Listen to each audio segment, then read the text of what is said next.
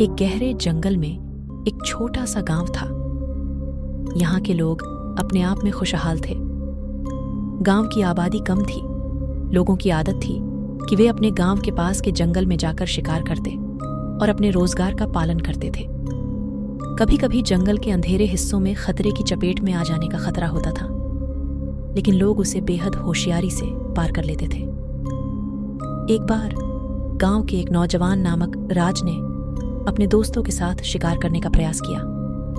वे दिन भर जंगल में घूमते रहे, लेकिन वे कुछ भी नहीं पकड़ पाए। तभी धीरे धीरे रात का समय आने लगा और जंगल का अंधेरा छानने लगा। जब वे वापस गांव की ओर लौट रहे थे, तभी एक घटना ने उन्हें चौंका दिया। एक अजनबी आवाज सुनाई दी। कौन है? राज और उसके दोस्त घबराए हुए एक दूसरे को देखने लगे। आवाज अब और भी करीब आ रही थी। उन्होंने तेजी से अपने रास्ते की तरफ बढ़ते हुए देखा। तभी वे नदी के किनारे एक गहरी गुफा में पहुंचे जो उन्हें सुरक्षा प्रदान करती थी, लेकिन उन्हें अब भी डर था। रात बीतती गई, लेकिन राज और उसके दोस्त गुफा में ही बंद रहे।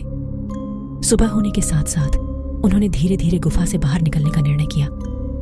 गुफा से निकलते समय उन्हें पहले से ही कुछ अजीब लग रहा था।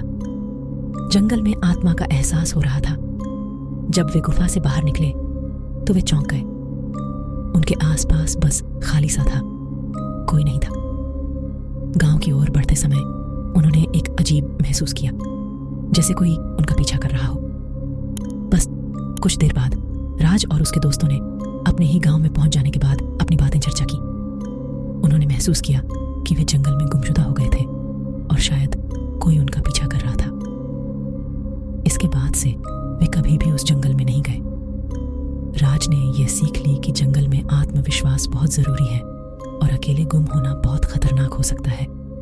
इस तरह उन्होंने अपनी ये घटना गांव के लोगों के साथ साझा की और सभी को सावधान रहने का सुझाव दिया।